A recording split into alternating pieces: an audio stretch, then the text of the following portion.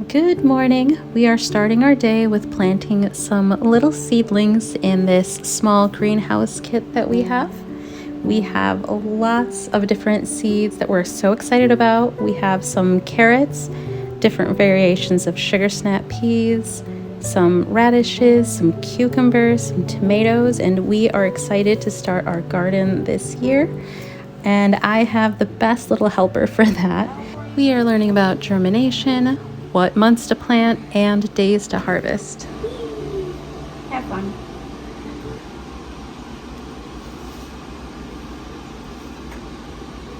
Not really like, actually it's more like a 7 to 14 day hay road trip because that's when they sprout and then they can be around themselves again. Yeah? Mm. All right. So I'm going to have you help me with some of the easier ones now. They're not so tiny.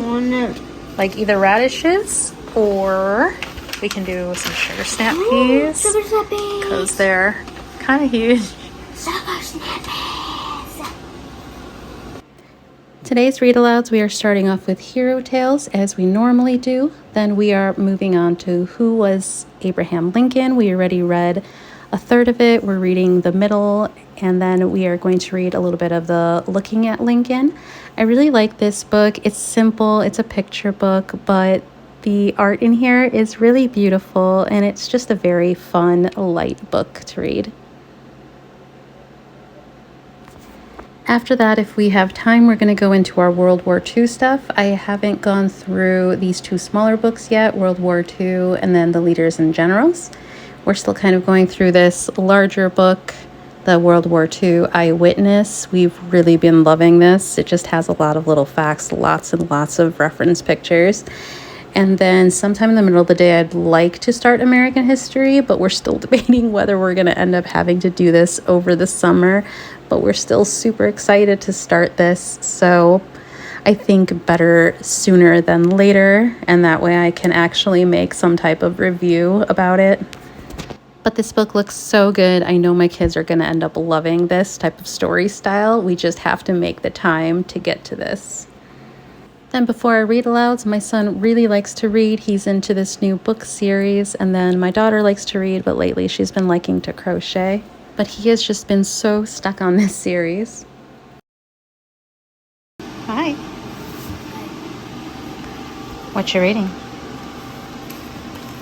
It's the 6 Wings of Fire book. Very nice. You've been doing really good with that series. You like it? Okay, so we are continuing our chapter on Menno Simons, a prophet of peace. We are on Sacrificial Love, the ship in the ice. Menno Simons and his son Jan were walking along the docks of Wismar's icy harbor. "Look," said Jan, "there's light in the harbor. No ship would sail now, would it, father?" "We don't think so," said Menno Simons.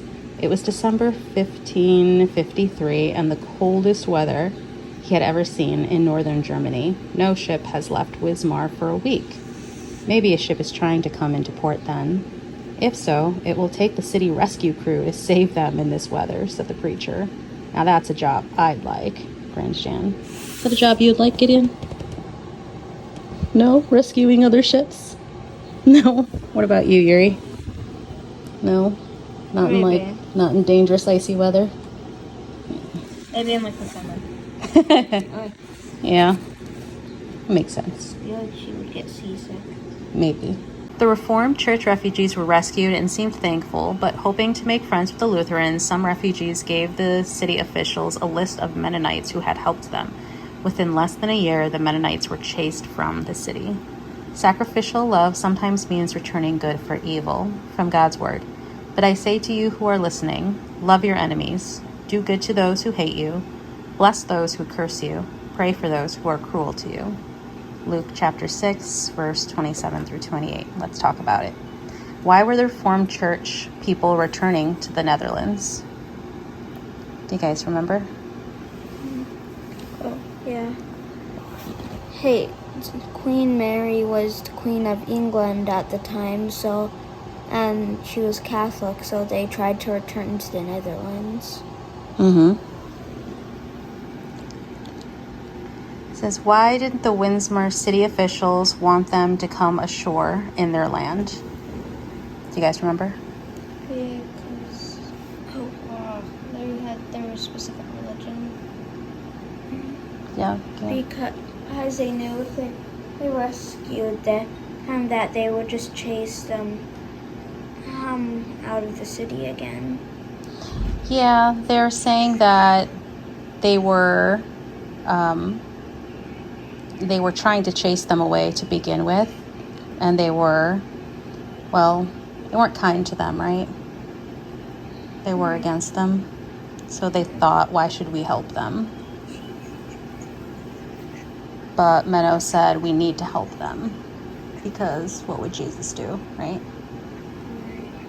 And it says, sometimes even when you do something kind to someone, that person is not kind back to you. Describe a time when something like this happened to you. How did it make you feel? What do you think Jesus wants you to do in the future? We are moving on to who was Abraham Lincoln, Chapter 6, Civil War. Lincoln was in trouble before he even took office. The slave states hated him. Almost no one in the South had voted for him, but as soon as news came of his election, 7 states seceded from the Union. They said they were no longer part of the United States. Lincoln was not their president. Soon 4 more states joined them. They called their new country the Confederate States of America.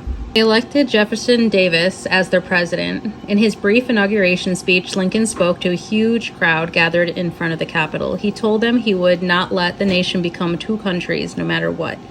He avoided talking about slavery. He had a good reason for this. 4 states where slavery was legal, Delaware, Maryland, Kentucky, and Missouri, had not left the Union. Lincoln didn't want to anger these states and lose them too. But despite Lincoln's wishes, the country was soon torn in 2. A month later, on April 12, 1861, Southern soldiers fired on Union soldiers at Fort Sumter in South Carolina. The Civil War had begun. The Union was fighting to keep the United States united, but also to guarantee that government of the people, by the people, for the people, shall not perish from the earth. According to some listeners, the end of Lincoln's speech was greeted with silence. People were too moved to even clap.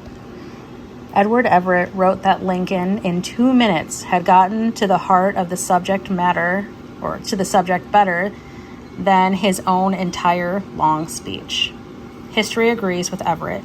The Gettysburg Address is widely considered one of the most beautiful and important speeches ever written. After we were done with homeschool, we decided to visit our little local bookshop that we love so much.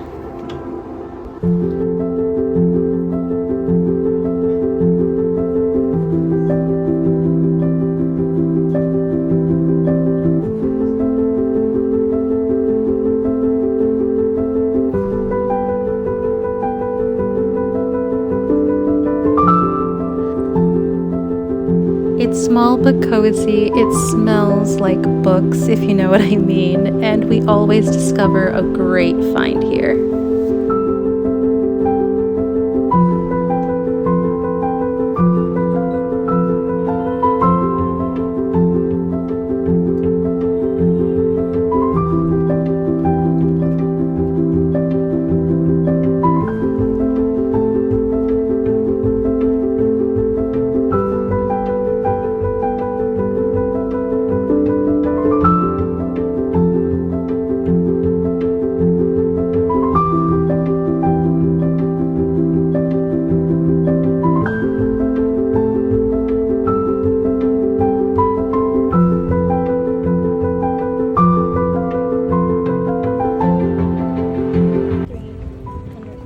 After books, we visit the bakery down the street to get a treat.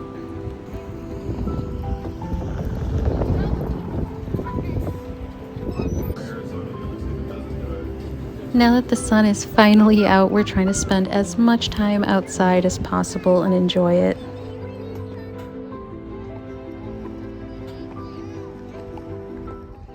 For dinner, I'm making rice with sweet apple sausages, some green peppers, and some corn. And then later on, I ended up adding pineapple, and it turned out so Look at good. you all cultured. Well, I can honestly say I have told you the truth. I'm just trying my best. I know. Good job. I never told you. The kids have their sushi, and I've been loving this orange cream prebiotic soda. It has like 5 grams of sugar. It is so good. But thank you guys for watching, and I'll catch you on the next one. Bye.